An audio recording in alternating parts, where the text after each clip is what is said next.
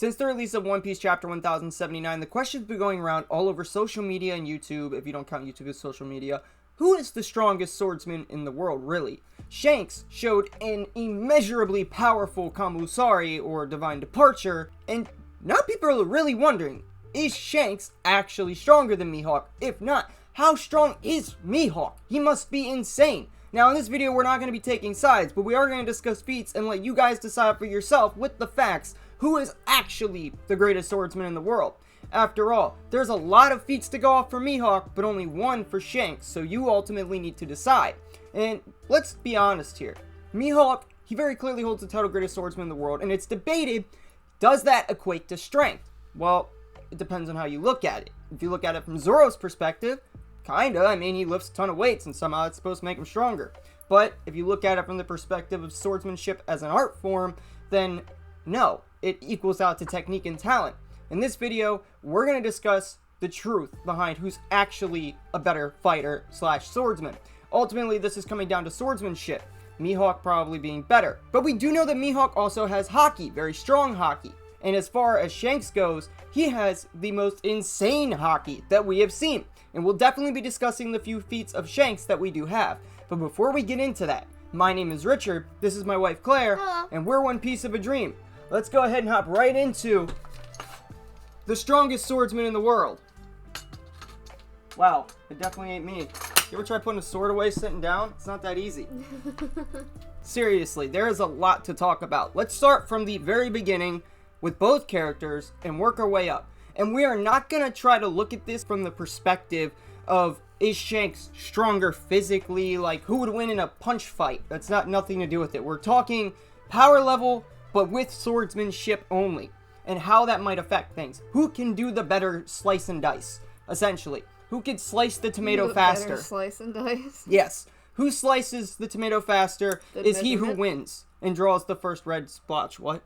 Good measurement. It is a good measurement. Before we get deep into this, I just want to let you know I am not going to be going over every single feat or statement that was made between Shanks and Mihawk in their entire journey through the One Piece story, because that's just going to take way too long. The video will be probably more than an hour long, and I don't want to take that much of your time, especially not for something like this where you may already have a predisposed notion about who you believe is the strongest. But if you stick around until the end of this video, you may realize a thing or two about this scenario between Shanks and Mihawk that you maybe didn't know before that might change your mind on the entire situation between them, and may make you see Mihawk now in a different light, because I know a lot of you seem to think that Mihawk is a lot weaker than he actually is. This video will prove to you otherwise, though, I promise you. So, let's begin with the most recent feats, and I'm only going to be covering two for Shanks. And actually, no, we will cover a third, even though it's an obvious one. We'll start with a very, very, very early feat, and this will be the only early feat because I'm not including anything else.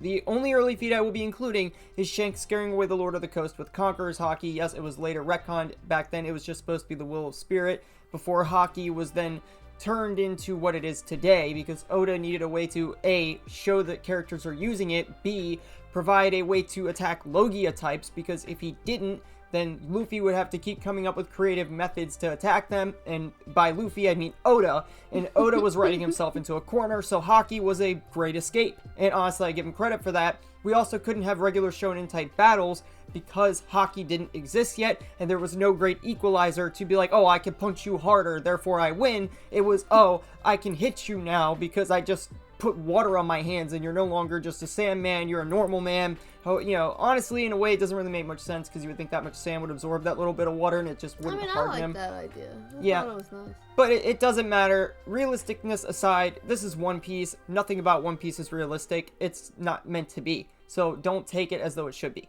But we're going to start here with Shanks.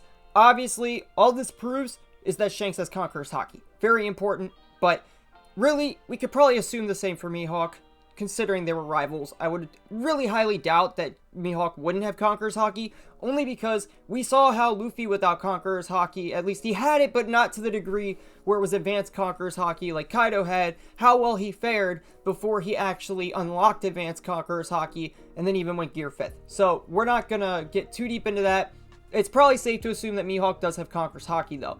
So let's save that though for when we actually get to Mihawk, because that's very far from the most important thing to be harping on here.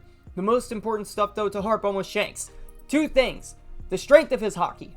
Wi-Fi hockey. Very much relevant. We don't know if Mihawk can do that, but maybe we could assume it. At the very least, we know that Shanks has some extremely powerful observation hockey or future sight at this point.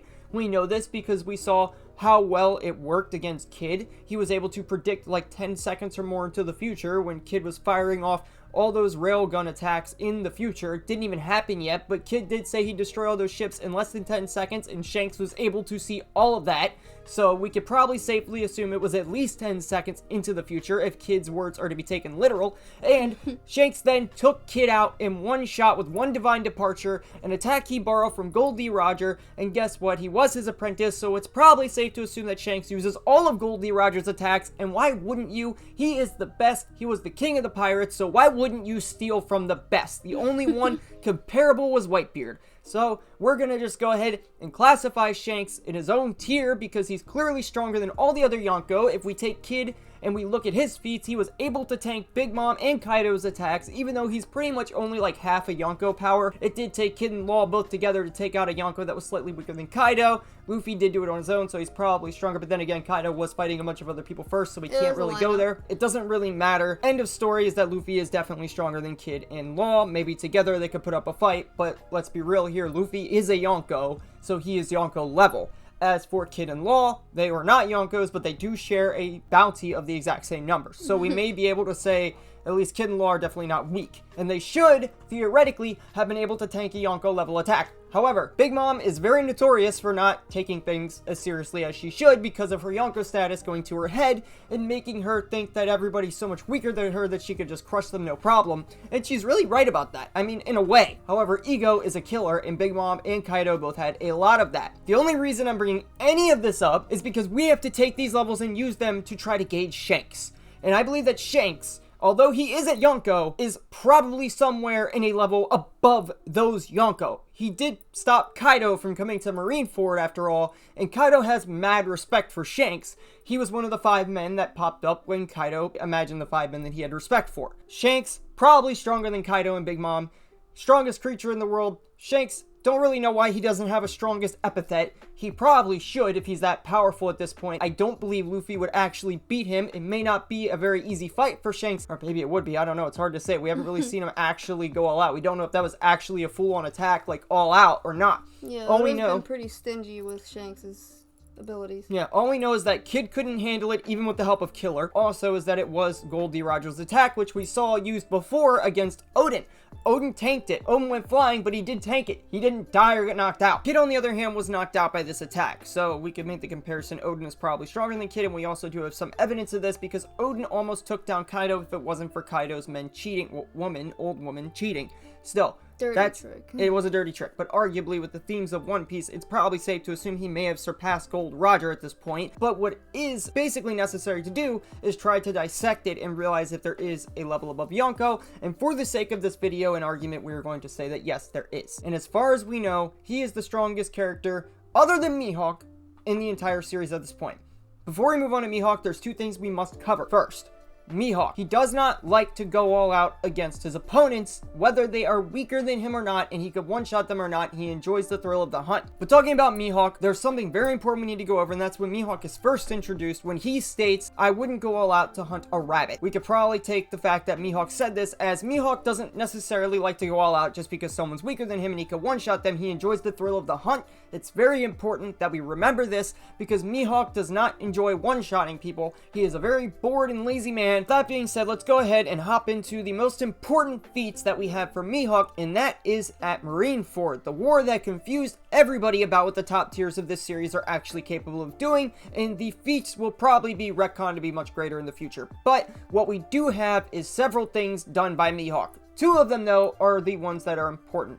We need to cover the thing that happened with Diamond Jozu, and then we need to cover Vista. We'll cover Vista after Diamond Jozu. First of all, people like to take the Diamond Jozu thing out of context. Mihawk was not trying when he tried to do that attack. He was measuring the distance between him and Whitebeard, yes, but he literally did a quarter slash, one-handed with a two-handed sword, and quite literally only one Marine said it was the world's strongest slash. Mihawk didn't actually say that himself. Mihawk was not there to actually try. He was just there to act like he was trying. I don't believe he actually had any real interest in killing Whitebeard, aside from maybe measuring his own power. Whitebeard thought it was funny. Yeah, Whitebeard just stood there and was going to tank it. Diamond Jozu did jump in the way, but we need to remember that he is literally the world's hardest mineral. If we want to say there's nothing harder in the One Piece world, we don't know that for a fact, but in this world, it is the hardest mineral, definitely harder than steel, and he was probably using Haki on top of that. So there's a good chance that Mihawk, not really trying, maybe didn't launch an attack strong enough to, slice a Haki-covered Diamond Man. There is a good chance that Mihawk probably could have cut him if he wanted to continue with this and actually try. But Mihawk doesn't like to try. Now we move to Vista. To understand the fight between Mihawk and Vista, we need to understand Vista as a person. The reasons for this: 1, Whitebeard's commanders are definitely of a higher quality than other Yonko commanders, so we can't use Yonko Commander 1 as an actual baseline for anything, because Marco was able to handle the first and second commander of Kaido's crew. Even though he didn't win, he could have won if it was one-on-one more than likely versus either of them. He did well enough. He is definitely better than most Yonko commanders are. Vista, probably the same way. Ace might be an exception because he was still kind of a newbie pirate in reality. Compared to everybody else in the Whitebeard crew, he definitely was. I mean, Vista has been around since the formation on most of the Whitebeard crew. He's a very early member. He wasn't there for the actual formation, but he was one of the earliest people to join the crew. He was even there when Odin was on the crew.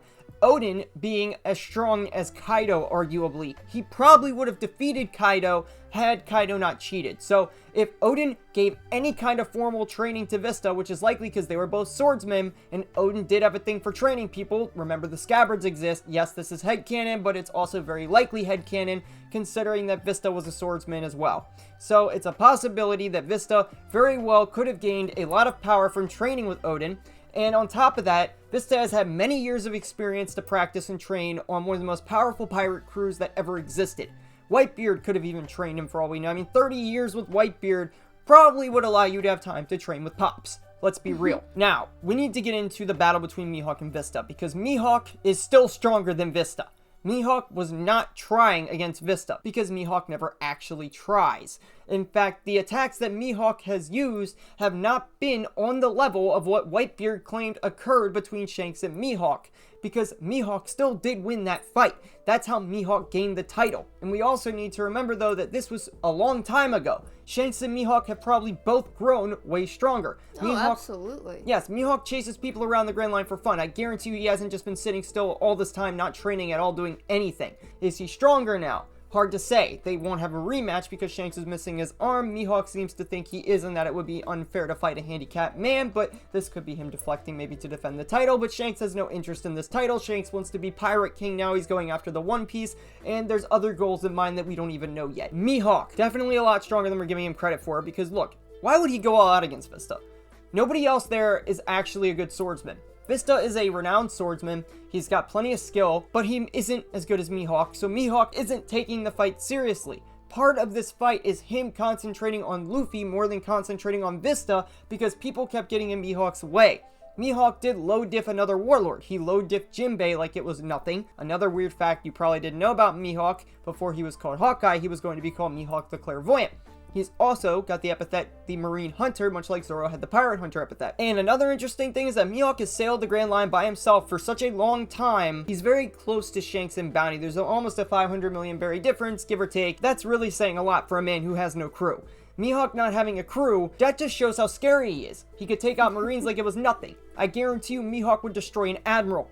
Mihawk is probably at least close to being on Shanks' level. But it doesn't make sense either. The reason that this doesn't make any sense is because Mihawk, being this strong and on Shanks' level, would mean that Zoro would one day have to be as strong as Luffy, because Luffy's goal is to surpass Shanks and get the One Piece. If Luffy gets stronger than Shanks to get the One Piece, that means that Zoro would also have to get stronger than Shanks to get the One Piece, and stronger yet, because Zoro would have to be the world's strongest swordsman. The world's strongest swordsman's Mihawk, and if Mihawk is stronger than Shanks, that means Zoro would be stronger than Luffy. Wow. Oda knows the answer, we don't. True. You know the most important feats to go off of now. Oda, however, is the one that truly knows how he wants to end the story. But before we get into any more of this, I need to explain one thing to the people who claim that swordsmanship is different than strength. If you are a swordsman, your sword is your strength. You are stronger with a sword than without it. Whether you're using haki or not, haki is a part of swordsmanship. Zoro uses haki on his blades for a reason, as does Mihawk, whether we have seen it or not, and Shanks does as well. Shanks uses haki for almost everything. He puts that shit on everything. This is very important to recognize because Zoro is much weaker, just missing one of his blades. Missing all three, he's still a powerhouse, but he's nowhere near as strong as he usually is with all three of his swords. Even just having one or two swords, we have heard Zoro say on multiple occasions he is not an expert in those styles. He can use them, and sometimes he chooses to if he doesn't feel an opponent's worth all of his time and energy, but he's still far weaker without those three swords than he is if he's using all three swords.